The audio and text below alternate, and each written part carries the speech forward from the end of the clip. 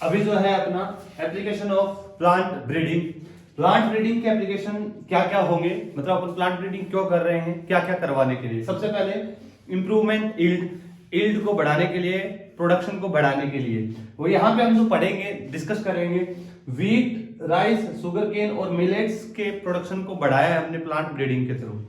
Next अपन देखेंगे कि plant breeding का यूज करेंगे अपन डिजीज रेजिस्टेंस प्लांट बनाने के लिए। फिर देखेंगे अपन इंसेक्ट, ये बोले तो इंसेक्ट को क्या बोला, इंसेक्ट पेस्ट। इंसेक्ट पेस्ट का मतलब जो पेस्ट, वो इंसेक्ट जो प्लांट के लिए हार्मफुल है, प्लांट को नुकसान पहुंचा रहे हैं, उनके अगेंस्ट रेजिस्टेंस डेवलप करवाने के लिए। और फिर देखेंगे अपन फूड क्वालिटी को एनहेंस करने के लिए। एप्लीकेशन कहाँ कहाँ कर रहे हैं अपन, प्रोडक्शन बढ़ाना है, व्हीट, राइस, शुगर केन और millets. Next disease resistance, paste resistance and food quality को एनहेंस करने के लिए। सबसे पहले इंप्रूवमेंट ऑफ यील्ड। सबसे पहले यील्ड इंप्रूवमेंट करने के अंदर सबसे पहले अपन डिस्कस कर रहे हैं बेटा व्हीट के बारे में, कि व्हीट के अंदर हमने प्लांट ब्रीडिंग के थ्रू कितना इंप्रूवमेंट किया है। कुछ साइंटिफिक जो साइंटिस्ट थे उनकी इंफॉर्मेशन है। नॉर्मन ई बोरलॉग, इंपॉर्टेंट है, नीट में पूछा गया है, पूछा जाता है, पूछा जाएगा। नॉर्मन ई बोरलॉग जो कि मैक्सिको के एक साइंटिस्ट थे, उन्होंने व्हीट की सेमी ड्वार्फ वेराइटी डेवलप करी थी। क्या करी थी, semi dwarf variety. Semi dwarf variety का मतलब क्या है कि वो वेराइटी जो ना तो ज्यादा टॉल है, ना ज्यादा ड्वार्फ है, बीच की सी है, और उनके ऊपर ब्रांचेस ज्यादा है। अगर ब्रांचेस ज्यादा है तो बोले तो प्रोडक्शन ज्यादा, क्योंकि ब्रांचेस ज्यादा होगा तो व्हीट की ग्रेन उतने ही ज्यादा लगेंगे, तो बोले तो प्रोडक्शन ज्यादा होगा। तो सेमी ड्वार्फ जिसका प्रोडक्शन अच्छा है वो डेवलप करी थी नॉर्मन ई बोरलॉग ने। क्लियर है। और इन्होंने जो व्हीट की दो वेराइटी डेवलप करी थी प्लांट ब्रीडिंग के थ्रू, कौन कौन सी हमने लिखी है, सोनारा 64 एंड लर्मा रोजो 64। सोनारा 64 और लर्मा रोजो 64 प्लांट ब्रीडिंग के थ्रू नॉर्मल ई बोरलॉग ने डेवलप करी। और जब इन्होंने ये वैरायटी बनाई तो इनका प्रोडक्शन इतना शानदार था, इतना शानदार था कि पूरे वर्ल्ड की जो स्टारवेशन कंडीशन, भूखमरी को उन्होंने दूर किया है। बोले तो प्रोडक्शन नेक्स्ट लेवल का था, बहुत शानदार प्रोडक्शन था। इसीलिए इनको बोला जाता है father of green revolution. Norman E Borlaug क्या है, father of green revolution. Green revolution के फादर कौन है, नॉर्मन ई बोरलॉग, मैक्सिको के साइंटिस्ट थे।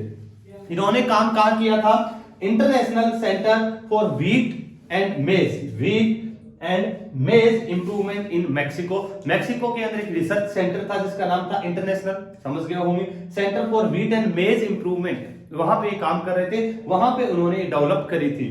He developed high yielding semi dwarf variety of wheat, कि wheat की सेमी ड्वार्फ बता दिया, जो ज्यादा ना टॉल है ना ज्यादा ड्वार्फ है, मीडियम है, जिनका प्रोडक्शन अच्छा है, ब्रांचिंग ज्यादा है।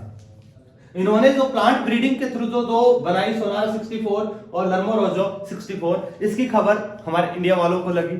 चलो चलते हैं मैक्सिको और ये वेराइटी लेके आते हैं। जब वेराइटी को ले आए, इंडिया के अंदर लाए, लगाना चाहा, कहां, इंडिया के अंदर, देखा कि ये ग्रो नहीं कर पाई, ये ग्रो यहां पर नहीं कर पाई। जैसे हमने सोनारा 64 पूरे वर्ल्ड के अंदर जहां जा रहे अच्छे से प्रोडक्शन कर रहा था, अच्छे से ग्रो कर रही थी, बट जैसे इंडिया में लेके आए वो वहां पर ग्रो नहीं कर पाई, यहां पे प्रोडक्शन नहीं हुआ। क्यों, क्योंकि यहाँ की क्लाइमेटिक कंडीशन इनके लिए फेवरेबल नहीं थी। हर प्लांट, हर कोई भी स्पीसीज हो, उसके लिए पर्टिकुलर क्लाइमेटिक कंडीशन होना जरूरी है। तो इनके लिए इंडिया की जो क्लाइमेटिक कंडीशन अच्छी नहीं थी, तो अच्छी नहीं थी तो लाए, तो भाई बेकार क्यों जाने दिया जाए, कि अगर हमने ग्रो करवाया, ग्रो नहीं हुई तो मतलब मेहनत बर्बाद होगी। हम मैक्सिको से लेके आए थे, तो अब क्या किया हमारे इंडिया के साइंटिस्ट, इंडिया वाले भी कम टैलेंटेड नहीं, बहुत सारा टैलेंट। नाम है doctor M S Swaminathan. Doctor M S Swaminathan, इन्होंने सोनारा 64 और लर्मा रोजो 64 जो थी उनके अंदर म्यूटेशन करवाया with the help of gamma rays. Gamma rays से जो म्यूटेशन करवाया, तो मतलब बहुत सारे म्यूटेशन करवाए, और उन म्यूटेशन के थ्रू लास्ट में फाइनली उनको रिजल्ट मिला कि दो वैरायटी डेवलप करी उन्होंने। किसके, सोनारा 64 से जो वैरायटी डेवलप हुई उसको अपने इंडिया के हिसाब से प्यारा सा नाम दे दिया सरबती सोनारा, और लर्मा रोजो को नाम दे दिया पूसा लर्मा। तो पूसा जो वर्ड है वो किससे लिया गया है, डॉक्टर एम एस स्वामीनाथन काम करते थे IARI, Indian agriculture research institute Pusa, जो बिहार के अंदर इसका सेंटर है, तो उसी के नाम पर दे दिया पूसा लर्मा। इन्होंने ध्यान से इंपॉर्टेंट चीज आ रही बेटा, कि जो सरबती सोनारा पूसा लर्मा क्या प्लांट ब्रीडिंग से बनाई गई वैरायटी है? नहीं, किससे है? वो म्यूटेशनल ब्रीडिंग से बनाई गई वैरायटी है। ध्यान रखना, ये प्लांट ब्रीडिंग नहीं है, ये म्यूटेशन से डेवलप की गई वैरायटी है। कौन सी? सरबती सोनारा एंड पूसा लर्मा। तो बोला ये सोनारा 64 और लर्मा रोजो 64 क्या म्यूटेशनल ब्रीडिंग से बनाई गई है? नहीं, वो नॉर्मल ईबोर्नो ने प्लांट ब्रीडिंग करवा के बनाई थी। दोनों चीज ध्यान रखना, सरबती सोनारा पूसा लर्मा म्यूटेशनल ब्रीडिंग करके म्यूटेशन करके डेवलप की गई वैरायटी है, ये प्लांट ब्रीडिंग से नहीं है। जबकि सोनारा 64 लर्मा रोजो प्लांट ब्रीडिंग से नॉर्मन ई बोर्लोग ने डेवलप करी थी। और इन्होंने इंडिया के अंदर सरबती सोनारा पूसा लर्मा म्यूटेशनल वैरायटी जो है एमएस स्वामीनाथन ने डेवलप करी, इसलिए एमएस स्वामीनाथन को क्रेडिट जाता है father of Indian green revolution. Green India के अंदर ग्रीन रिवॉल्यूशन के बाबजी कौन है? Doctor MS Swaminathan. क्लियर है? चलिएगा आगे। बाद में हमारे इंडिया के अंदर in 1983 two variety of wheat produced by plant breeding. ये कौन सी है बेटा?